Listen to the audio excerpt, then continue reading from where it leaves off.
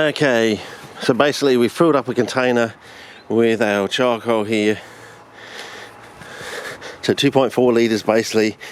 So we know that when we fill things up like this with polystyrene, we've got basically half the volume in there by the water we had. So basically half of 2.4 litres is actually the charcoal.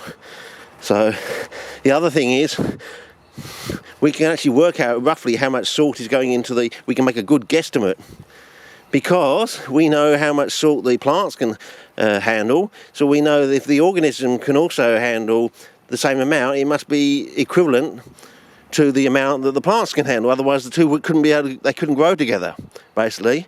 So we know that, because we've done this before where we've just left it in there with polystyrene, which is half the volume, we can actually calculate that basically they're on a par with the plants.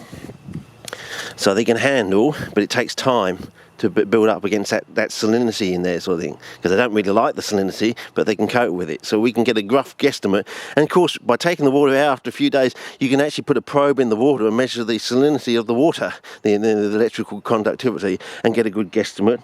You also use things like silver nitrate and things like that to work out how much chloride is there, if it is an actual salt, a true salt, because fluorides, chlorides, bromides and iodides are the only true salts. Everything else is a pseudo salt in quotes, but we'll be able to do that. So we'll set this aside and we'll keep topping it up, so if there's any going into the charcoal, into the intensity of the charcoal, we'll keep it on the neckline, and we'll do that for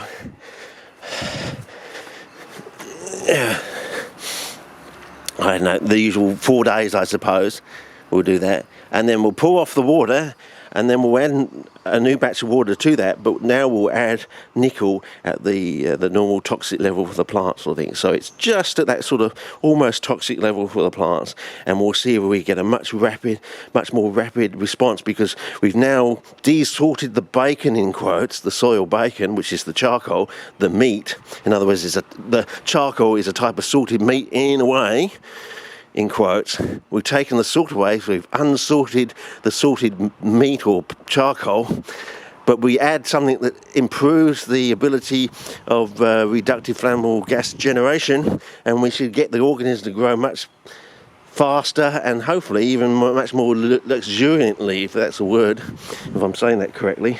But that's the idea anyway, so I thought I'd set this up and show you the last clip for the day. I think I'll save the clips about the glues and talk about that until tomorrow. I think I'm pretty buggered and exhausted. I don't know, I had some of these hash browns, and I had 4. I had 2 and I thought, oh, 3 is not going to quite cover me. I'll have 4, which was the right amount for me. Probably 3.5 actually. But I don't know, is it the oil or they put in the canola oil? I don't know, Australia's gone through this period of using canola oil instead of sunflower oil. We used to be okay in WA